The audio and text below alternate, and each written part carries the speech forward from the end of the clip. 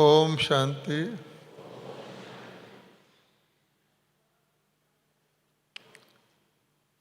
अभी मधुबन में प्यारे बाबा कहते थे कि बच्चे जो हैं मेरे, वो मधुबन का श्रृंगार हैं। और जब ब्रह्मा बाबा साकार में थे तो जिस दिन पार्टी वापस जाती थी उस समय पांडव भवन माउंट आबू से तो ब्रह्मा बाबा स्वयं, एक वहाँ पेड़ है पीछे, वहाँ तक पार्टी को छोड़ने आते थे, फिर रुमाल हिला के विदाई देते थे। और उस समय गीत बजता था, भगवान तेरे घर का श्रृंगार जा रहा है। तो बाबा अपने बच्चों को घर का श्रृंगार मानते थे। अभी बाबा व्यक्त लोक में हैं, परंतु फिर भी बाबा व्यक्त रूप में तो मधुबन की हर बच्चे की पालना भी कर रहे हैं। और मधुबन में अब जो कुंभ का मेला लगता है सच्चा सच्चा, उसको देखकर हर्षित भी हो रहे हैं और बच्चों को मुबारकबाद भी देते हैं कि वाह बच्चे वाह, आप मेरे यज्ञ को आगे ले जा रहे हो। तो फिर भी एक रूप से हमारे कानों में यही गूंजता है कि भगवान के घर का श्रृंगार उसके बच्चे आए हैं। अब तो बच्चों की संख्या बढ़ गई है तो जोन के अनुसार टर्न मिलता है। और वर्तमान समय तो एक बहुत बड़े जोन का टर्न है जिसके से आप सब आए हैं, कर्नाटक जोन। आपको बहुत बहुत बहुत आने की बधाई हो। आपका प्यारे बाबा के मधुबन में, आपके घर में बहुत बहुत बहुत स्वागत है। आज तो प्यारे बाबा आपसे स्वयं भी मिलेंगे और आप देखेंगे, आपको महसूस होगा सुबह से ही कि बाबा मधुबन में अव्यक्त रूप में मौजूद हैं, हम सबको देख रहे हैं, हम सबको प्यार दे रहे हैं, स्नेह भरी दृष्टि दे रहे हैं। जैसा मोहिनी बहन जी ने मैसेज में बताया, प्यारे बाबा हर एक को सकाश दे करके संपन्न और संपूर्ण बना रहे हैं। तो उसी महत्व से बाबा कहते हैं जो जैसा समय जैसा दिन हो उसके महत्व के अनुसार हमको रहना है, उसी स्थिति में रहना है, तो हमको उसका असली अनुभूति होगी। तो आज तो आप देखेंगे, एक तो सतगुरुवार है, दूसरे बाबा के आने का दिन है, तीसरे कर्नाटक जोन। बाबा हमेशा कर्नाटक के बच्चों को ब्रह्मा बाबा भावना वाले कहा करते थे। कर्नाटक के बच्चों में इतनी भावना हम देखते थे। ऊपर शांति स्तंभ में अभी तो मुरली में बाबा ने कहा है 3-4 बजे जागो, वो जाग के बैठ जाते थे मुरली में। रात को भी देखो तो मुरली वहाँ बाबा के स्तंभ में बैठे हैं। तो इतनी भावना उनके अंदर है। और उस समय भी बहुत बहुत संख्या में आते थे। तो जैसे कहा जाता ना, भगवान में ज्ञान तो उस परिचय तो होना चाहिए, पर भावना बहुत बड़ी चीज़ है, क्योंकि भावना से प्रेम जागता है, श्रद्धा जागता है। और प्रेम ही एक ऐसा जादू है जिससे हम अपने आप को बाबा के समीप पाते हैं। तो आज जिस बात पे हम लोग बातचीत करने वाले हैं उसका आधार भी प्रेम और भावना है। और इसीलिए कर्नाटक के भाई बहन उस स्थिति में रहते भी हैं, परंतु उसको और ज़्यादा अधिक समय के लिए अनुभव करें, उसी पर आज हम चर्चा करने वाले हैं। अति इंद्रिय सुख की अनुभूति। हर एक ब्राह्मण को कभी ना कभी अति इंद्रिय सुख की अनुभूति अवश्य हुई है, क्योंकि ये ज्ञान ही उसके ऊपर आधारित है। और अति इंद्रिय सुख ही बाबा का विशेष गिफ्ट है। जैसे भविष्य में स्वर्ग बिस्त पर बाबा कहते लाए हैं, मेरा गिफ्ट है। संगम युग में सबसे श्रेष्ठ अनुभूति का गिफ्ट अति इंद्रिय सुख का है। तो अब आप अति इंद्रिय सुख की अनुभूति की स्थिति में बैठकर हम लोग चर्चा करते हैं। आप सब जानते हैं कि सारी दुनिया की आत्माएं सुख चाहती है।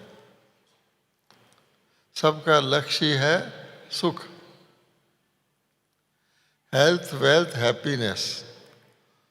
वो समझते हैं स्वास्थ्य अच्छा होगा, धन होगा तो सुख होगा। बाबा ने हमको बताया नहीं, सुख होगा तो हेल्थ वेल्थ है। अब आप देखिए, ये तो दुख धाम है।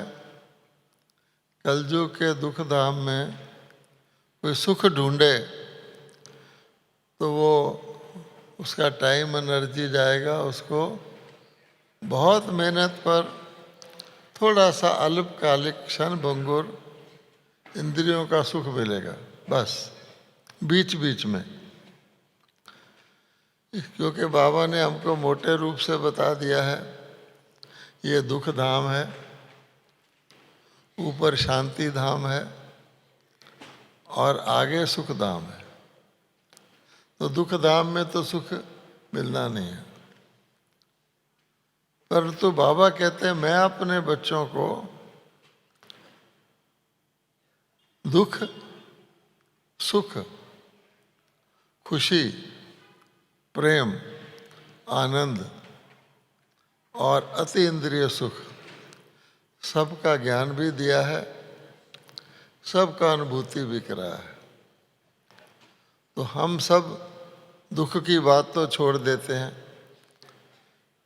क्योंकि बाबा भी जब हमको एक्सरसाइज करने को कहते हैं, आत्मा की एक्सरसाइज, उसमें आप देखेंगे कि उसमें कलयुग की जाने की एक्सरसाइज नहीं है।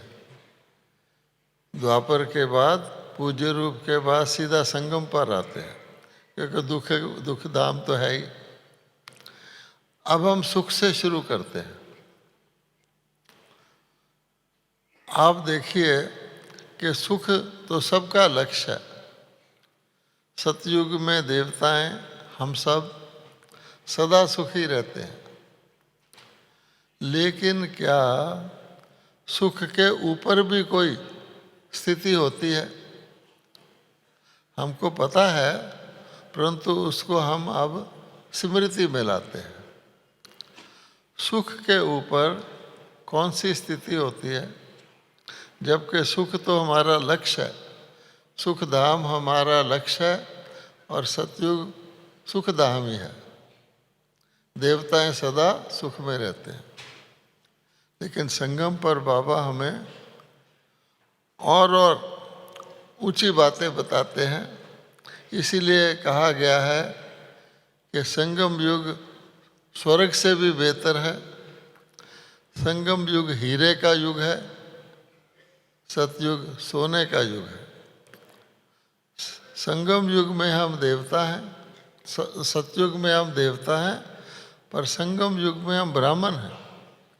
और ब्राह्मण देवता से भी उत्तम है। ताजा मुरली में आया था कि पहले ब्राह्मण की वंदना होती है, फिर देवता की होती है। ब्राह्मण देवी देवाय नमः।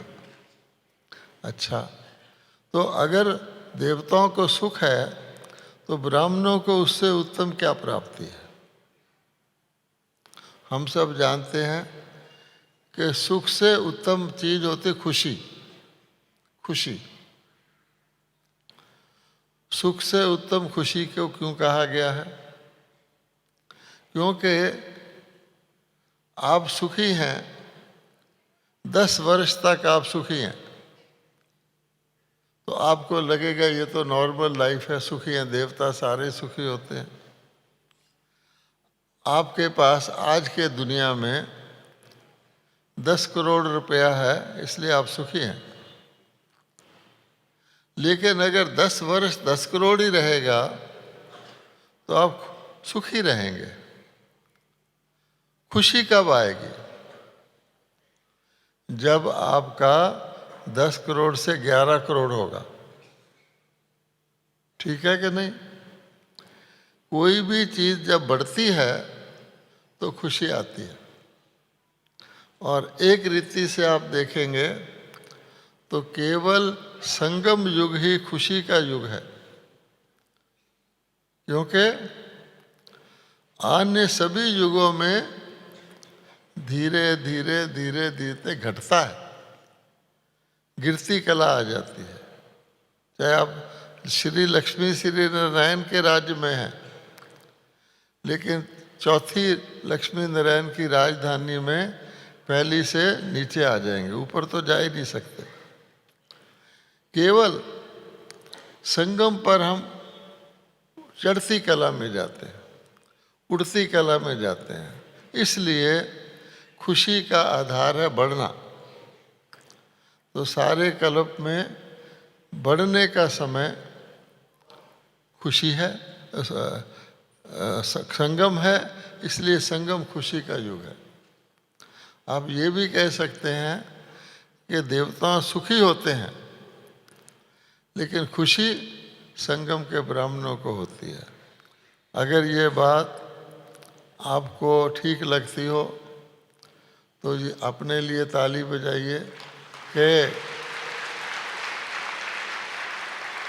कि संगम युग केवल वो युग है जहाँ आपके वृद्धि होती है, चढ़ती कला होती है, इसलिए खुशी रहती है। और चढ़ती कला तो होनी ही है, इसलिए खुशी हमारी परमानेंट हो गई। अच्छा, अब आगे चलिए। खुशी से ऊपर भी कुछ होता है, सोचने की बात है। बाबा कहता है ब्राह्मणों को तो मैंने भाग्य लिखने की ही कलम दे दिया है, अपना भाग्य लिखो। तो खुशी से ऊपर भी कुछ होता है। अब आपको थोड़ा विचार करना पड़ेगा। जो सुख है उसका उल्टा भी होता है। सुख का उल्टा क्या होता है? क्या होता है जी? सुख का उल्टा होता है ना, क्या कहते हैं उसको? दुख। ठीक है, सुख का उल्टा दुख होता है। और खुशी का भी उल्टा होता है। खुशी का उल्टा होता है। खुशी का उल्टा क्या होता है? गम। अब ऐसी चीज जो सुख से तो ऊपर है, लेकिन जिसका उल्टा कभी ना कभी होता है, उससे भी ऊपर एक चीज होती है जिसको हम कहते हैं आनंद। आनंद, आनंद का उल्टा नहीं होता। इसलिए खुशी से ऊपर क्या हो गया? आनंद। अच्छा, आनंद कैसे मिलता है? तो आनंद की तो बहुत गहरी बात है, दुनिया के लिए हमारे लिए बहुत सहज है।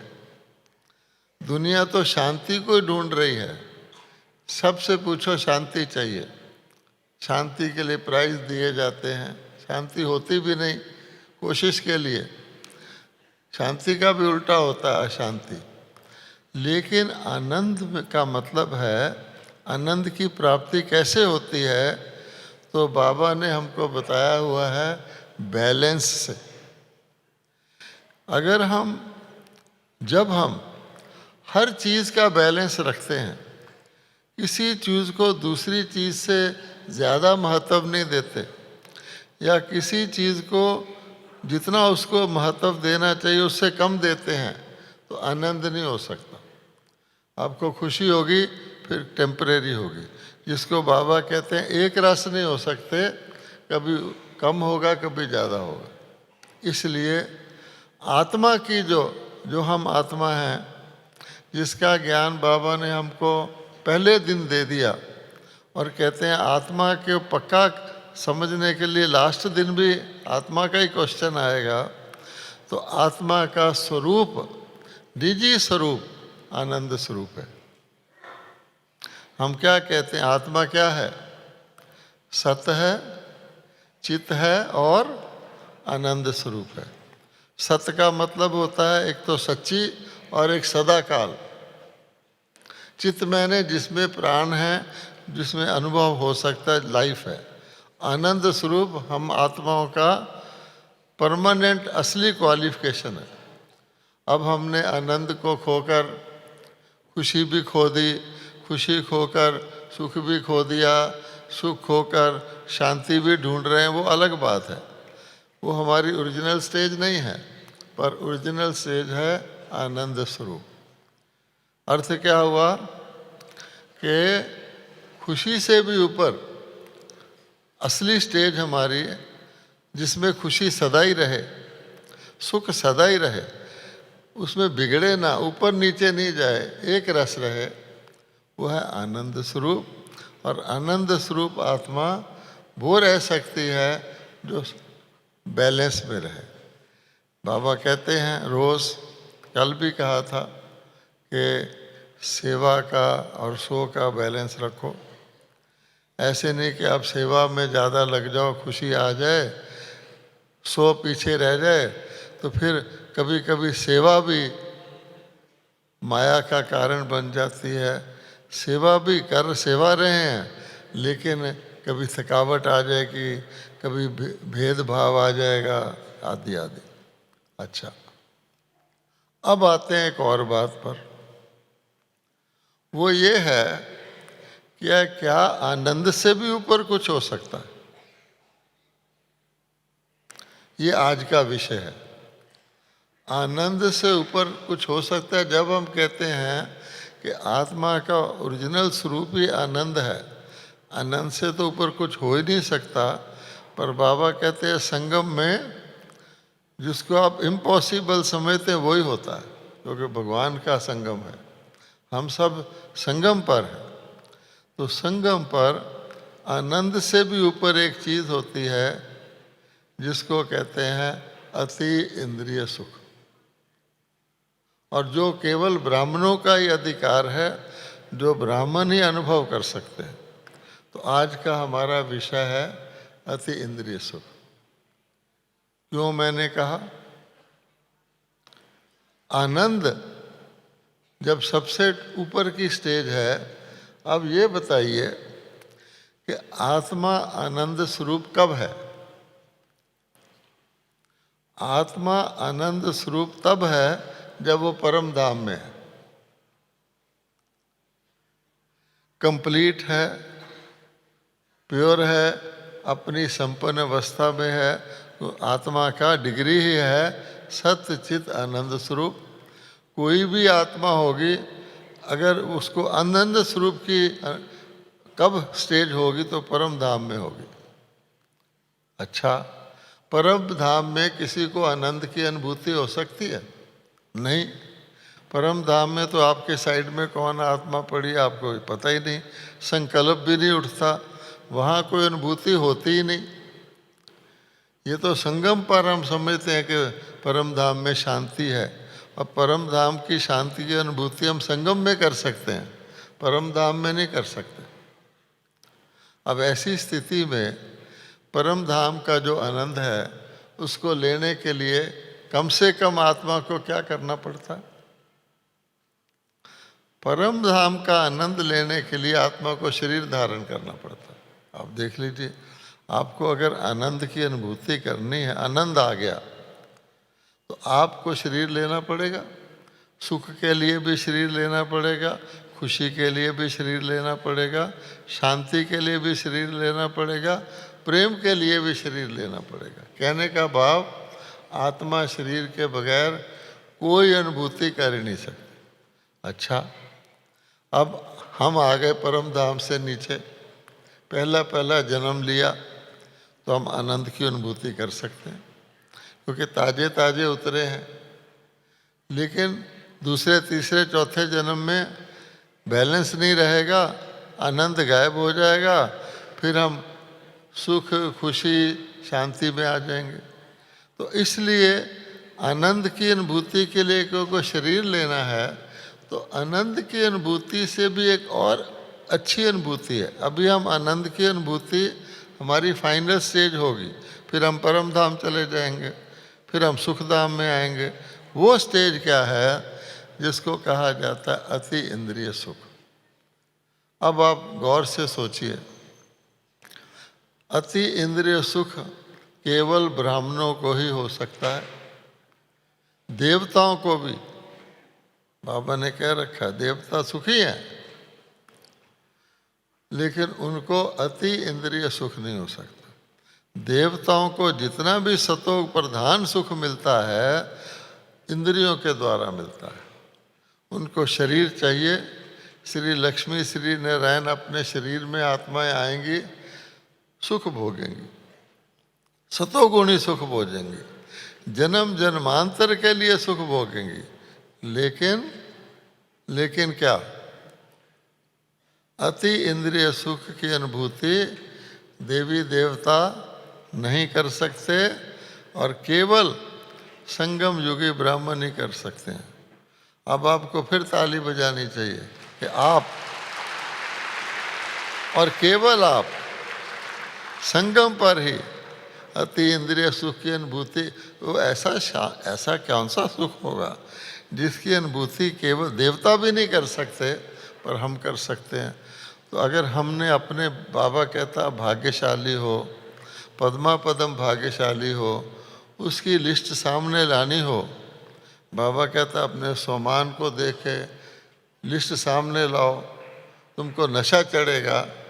अगर हमने उनकी लिस्ट लानी हो, उसमें अगर हम अति इंद्रिय सुख को सबसे ऊपर भी लिख लें, चलो, तो आपको खुशी आएगी कि नहीं आएगी?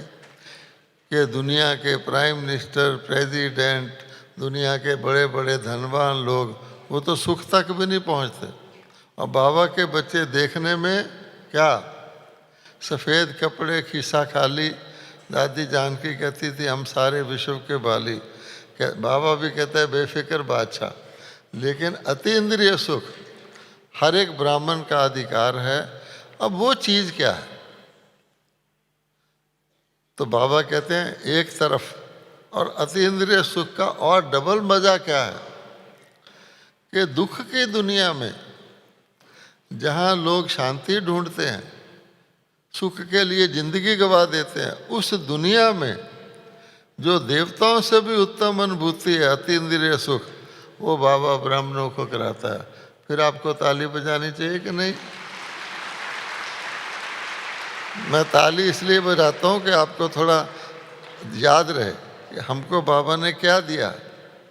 अच्छा, अब अति इंद्रिय सुख का अर्थ क्या है? वह सुख, वह निराला सुख, अनोखा सुख, अद्वितीय सुख, जिसके लिए आपको किसी भी इंद्रिय की आवश्यकता न हो। अगर आपको स्वाद लेना हो तो जीभ पर तो रखोगे कोई चीज़, लड्डू रखोगे तो स्वाद आएगा। खुशबू लेना हो तो आपको नाक के पास तो कोई फूल लाना पड़ेगा। कोई अच्छी आपकी तारीफ करे तो कान सुनेगा तो खुशी होगी, या कोई संगीत सुनाए, लेकिन ये ऐसा इन सब चीज़ों से परे और सबसे ऊंचा सुख है जिसका ज्ञान और जिसकी अनुभूति केवल बाबा ने अपने ब्राह्मण भाग्यशाली बच्चों को करवाई। तो ये समझ लीजिए कि आपको ये बहुत अच्छा है कि आपने अपने आप ही अपनी ताली बजा दी, सच्ची बात है। हम कोई और बात नहीं करें, हमारी अनुभूति है। अब आगे चलिए। अब ऐसी कौन सी एग्जाम्पल है जिसको देख सोचकर हम थोड़ा सा, जो नए भाई बहन भी आए हैं, उनको पता लगे कि कैसे हो सकता है हम किसी इंद्रिय को यूज नहीं कर रहे, फिर भी हमारे को सुख है और वो अति इंद्रिय सुख है। तो आसान उदाहरण समझने के लिए, सबको सपना आता है कि नहीं? कभी ना कभी कोई ना कोई आता है। अच्छा, जिसको सपना आता है वो हाथ उठाओ। इसका मतलब जिसने नहीं उठाया या तो अभी सो रहा है? अच्छा, सपना तो आता है हर एक को। अच्छा, अब आप देखो, ये ज़रूरी नहीं है कि कलयुग में सपना खुशी का आए तो हम सपने को ही अति इंद्रिय सुख कह देते, वो बात नहीं है। समझने के लिए, जब हमें सपना आता है तो शरीर तो लेटा हुआ होता है, लेकिन सपने में हम कहाँ कहाँ घूमते हैं।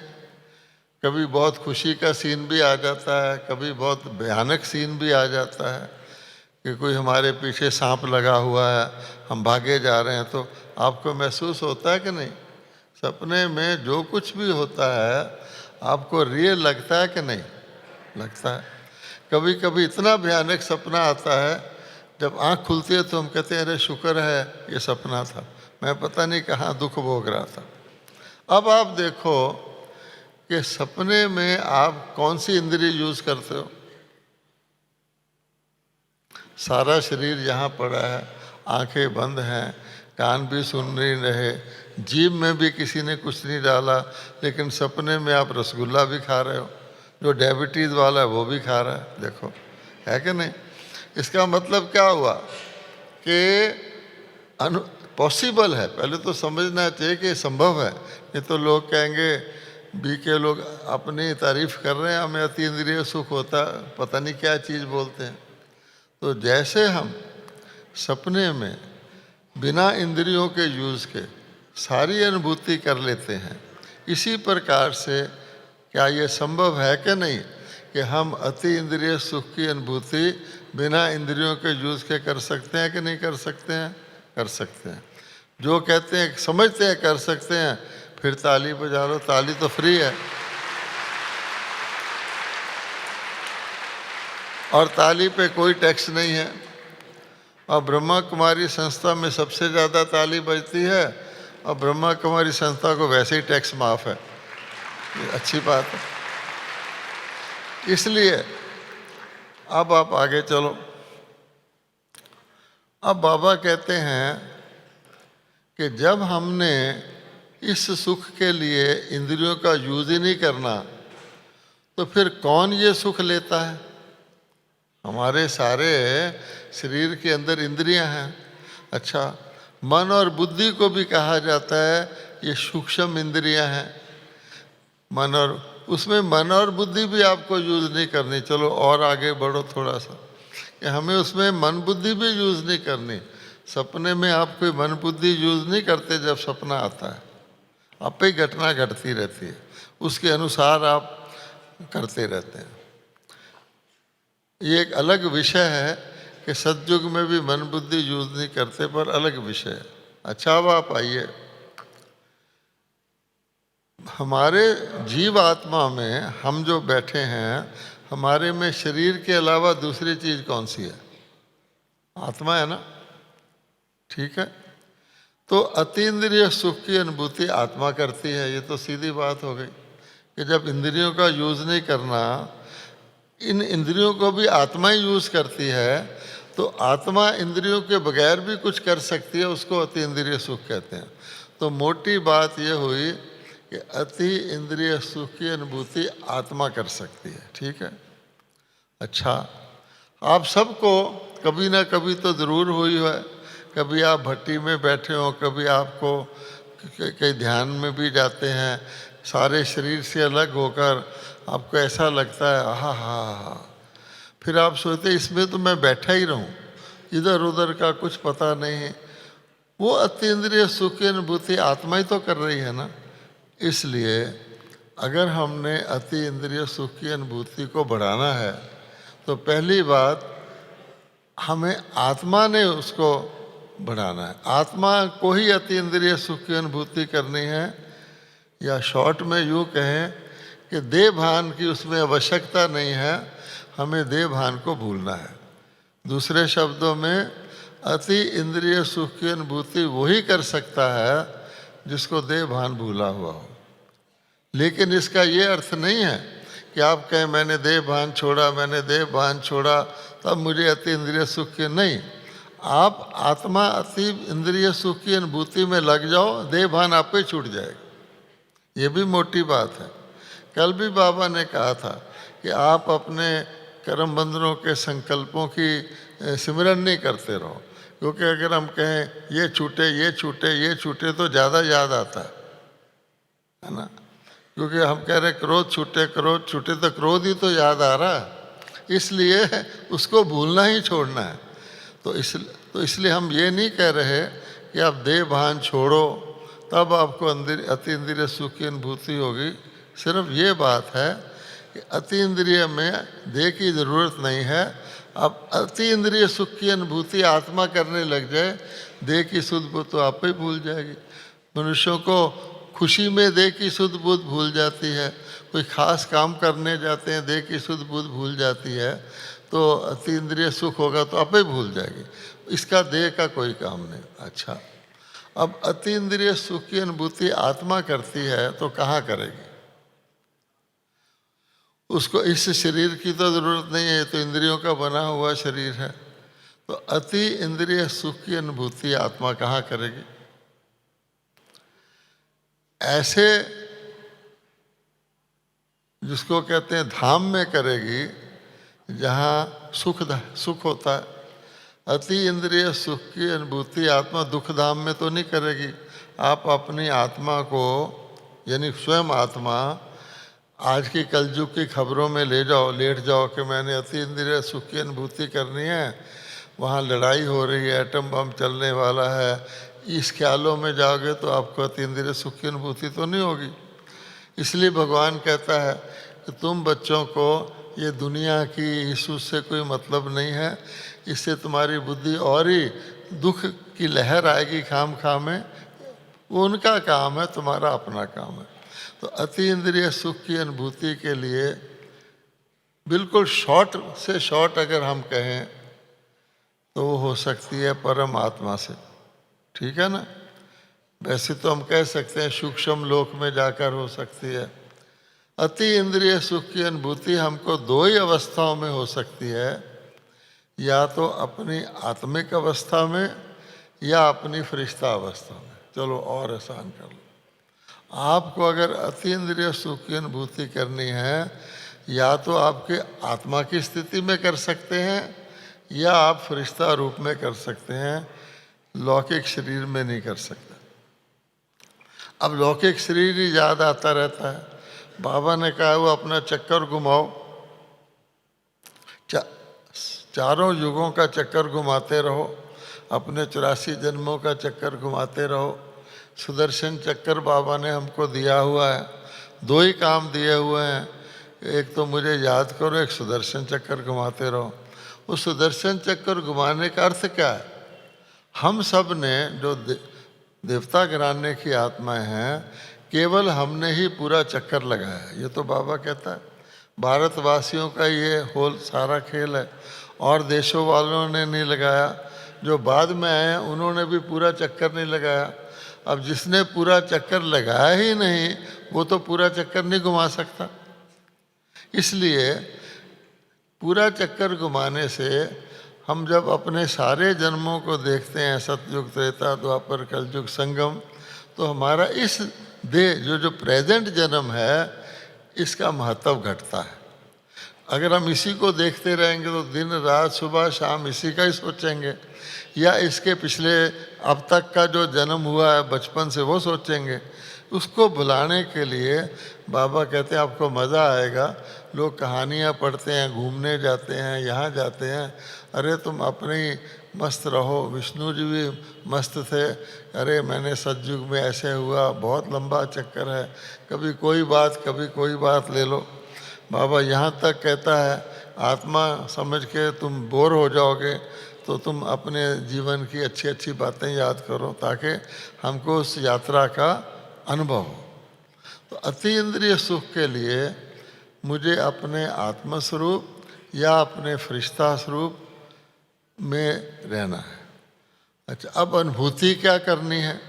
तो या तो हमें अति इंद्रिय सुख के लिए जो हमारे त्रेता के अंत तक का है, या फिर द्वापर में हमारा पूज्य रूप है, या संगम का है, इनकी अनुभूति में रहना है, तब हमें अति इंद्रिय सुख होगा। वैसे हम नहीं कर सकते, वैसे तो हम शरीर में हैं। मैं कर्नाटक से आया हूँ, बेलगाम से आया हूँ, वो मेरा घर है, यहाँ भी बैठेंगे तो टेम्परेरी बाबा के सुख ले रहे हैं, मुझे फिर बेलगाम जाना है, वो तो लिमिटेड हो गया, वो अति इंद्रिय सुख नहीं होगा। अति इंद्रिय सुख तो सारे नाटक में लेना है, और उसमें जो सुख का भाग है उससे लेना है। दुख का भाग का स्विच ऑन करोगे तो आपको दुख की बातें याद आएंगी। तो अति इंद्रिय सुख का मतलब ही ये है हम उसमें इतना खो जाएं, इतना खो जाएं कि दुख की बातें आए ही ना आए, तो ऐसे वो बाहर ही रहें। जैसे बहुत मीठा होता है तो उसके अंदर कोई थोड़ा और चीज़ डालने की कोशिश भी करे तो मीठा मीठा ही रहता है। इसलिए हमें अति इंद्रिय सुख के लिए सूक्ष्म लोक सबसे बढ़िया। बाबा कहते हैं आपके बहुत रिट्रीट सेंटर हैं, लेकिन मैं सभी ब्राह्मणों के लिए सबसे बड़ा 24 घंटे खुला रिट्रीट सेंटर बनाया हुआ सूक्ष्म लोक। ठीक है, सूक्ष्म लोक में आप शिव बाबा से भी मिल सकते हैं, ब्रह्मा बाबा से भी मिल सकते हैं, बाप दादा दोनों से मिल सकते हैं। दादी आपकी जो थी मदर हैं, हृदय क्या नाम था उनका, कर्नाटक की दादी कौन थी, हृदय पुष्पा, उससे भी मिल सकते हैं। सारे अपने आदि रत्नों से मिल सकते हैं। कहने का भाव है सूक्ष्म लोक सबसे बड़ा रिट्रीट सेंटर है, और अति इंद्रिय सुख के लिए आप सूक्ष्म लोक में ज़्यादा से ज़्यादा रहें, वो आपको मदद करेगा। अपनी फरिश्ता स्थिति होनी चाहिए। अच्छा, और चीज़ों को छोड़कर बाबा कहते हैं जड़ को पकड़ो। आप अगर जड़ को पकड़ेंगे जिसमें सब कुछ आ जाएगा कि मैं आत्मा और दूसरा ये, तो आप अतीन्द्रिय सुख में आपे खो जाएंगे। आपको सोचने की भी ज़रूरत नहीं है कि मुझे किसको याद करना है, कहाँ जाना है, वो उसका काम है। इसलिए बाबा कहते हैं मैं आत्मा, सिर्फ इतना ही करना है। मेरा पिता और सब कुछ, शिक्षक, गुरु, भाई, बंधु, माँ बाप, सब सर्वम शिव बाबा, तो आपको अतीन्द्रिय सुख ही रहेगा। लेकिन सिर्फ का मतलब क्या है? बाबा तो ऐसे कहते बच्चे बस सिर्फ मुझे याद करो। सिर्फ का अर्थ यह कि सिर्फ और सिर्फ केवल बाप को ही याद करो। इसलिए 5 बातें जो हमको दादी जानकी ने भी सुनाई थी वो हम अपने पल्ले बांध लेंगे तो अति इंद्रिय सुख की चाबी आपको मिल जाएगी। आप उसमें खोए रहेंगे तो आपको दीन दुनिया का पता ही नहीं लगेगा, और ये खुशी, सुख इत्यादि इत्यादि, प्रेम ऑटोमेटिक आएगा। वो हैं पहली बात सिर्फ का क्या मतलब होता है? एक नामी। उसको बाबा ने शब्द दिया हुआ है एक नामी। एक नामी का क्या मतलब? जो हम गीत गाते हैं, मेरा तो क्या, मेरा तो शिव बाबा एक, ठीक है, ये सब कहेंगे। हाथ उठाओ, मेरा कौन? तो सब कहेंगे मेरा तो शिव बाबा एक। इसकी दूसरी लाइन क्या है? दूसरा ना कोई। अब जब दूसरी लाइन कहो तो फिर सोचते हैं नहीं, शिव बाबा भी मेरा, दूसरे भी मेरे, दोनों हाथ में लड्डू चाहिए। कल मैं बीमार हो जाऊं तो शिव बाबा तो निराकार है, तो मुझे कोई पूछने आएगा मेरा रोग, तो मेरे को दूसरे किसी से संबंध रखना चाहिए कि नहीं रखना चाहिए? कल को कोई भी बात है, हम तो इस लोक में रहते हैं ना, तो बाबा कहता है नहीं, वो प्रबंध मैं करूँगा। जिसने ये दृढ़ निश्चय किया है, बहुत हैं ऐसे जो कहते हैं बाबा ही सब कुछ, और उन्होंने टेस्ट करके देख लिया कि जिसको नियरेस्ट वो समझते थे, वो भी मौके पे, हमारे मौके पे हर वक्त कौन काम आ सकता है। मान लो मुझे कल ICU हॉस्पिटल में दाखिल कर दें, तो मुझे ले जाएंगे बनारसी जी, चलो बढ़िया से बढ़िया ICU में दाखिल करा देते हैं। वहाँ तो मेरे साथ कोई नहीं रहेगा, वहाँ कौन रहेगा? शिव बाबा ही रहेगा ना। तो जो दुख में सुख में हर वक्त साथ रहे, वो है हमारा शिव बाबा। इसलिए भगवान कहते हैं एक नामी, फिर उसके साथ एकाग्र। इसमें एकाग्र, शिव बाबा में ही एकाग्र। फिर उसके बाद एकांत। एकांत का मतलब नहीं आप कमरे में बैठ जाओ जाके, एकांत का मतलब है एक के अंत में जाना, उसका ध्यान रखना। अगर हम ये करेंगे तो फिर एक रस, जैसे मैंने कहा खुशी ऊपर नीचे नहीं, उदारो भ्राता जी। और इसलिए लास्ट में 5वां शब्द है इकोनॉमी। हर चीज़ में बचत करोगे, बोलने में, सोचने में, संकल्प ये होगा। तो इसलिए अति इंद्रिय सुख की प्राप्ति के लिए मैं आत्मा, मेरा सब कुछ वो, और बाकी चीज़ें का अभ्यास, इससे हमको और बढ़ेगा। आप सब अति इंद्रिय सुख में तो है नहीं, तो जो कुछ मैंने कहा, जो कुछ मैंने आपने सुना, और हमारे भाई साहब पधारे हैं, इन सब की खुशी में एक बारी ताली बजा दो।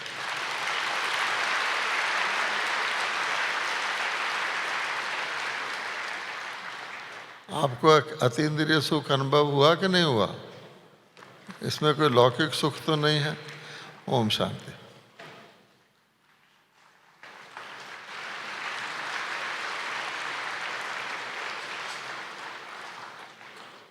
तुम्हारा प्यार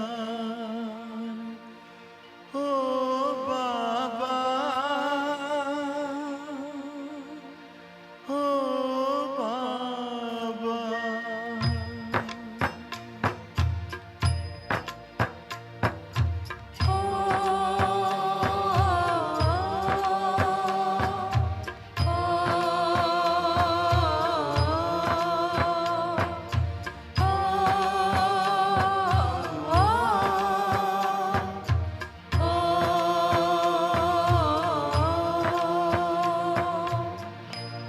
तुम्हारा प्यार ओ बाबा सुखों का सार देता है। तुम्हारा प्यार ओ बाबा सुखों का सार देता है। तुम्हारी याद में खुशियों का सब संसार मिलता है। तुम्हारी याद में खुशियों का सब संसार मिलता है। तुम्हारा प्यार ओ बाबा,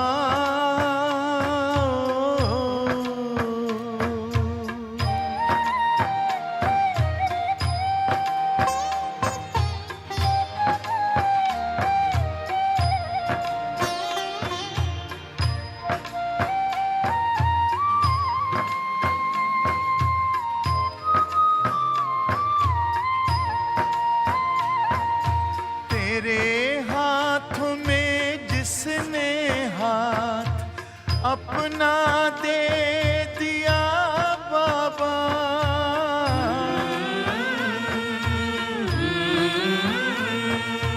तेरे हाथों में जिसने हाथ अपना दे दिया बाबा, तेरी राह में चल कर साथ तेरा ले लिया बाबा, साथ ले लिया बाबा। कमल के फूल सा जीवन जगत में उसका खिलता है, तुम्हारा प्यार